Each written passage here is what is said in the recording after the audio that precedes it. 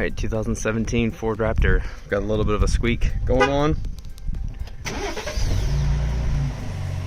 It's not, you can't really hear it right now, but it is definitely audible when it's cold and it starts up. So we're going to change the two pulleys that I think are responsible for it. See if it can rule out if it's the water pump or not.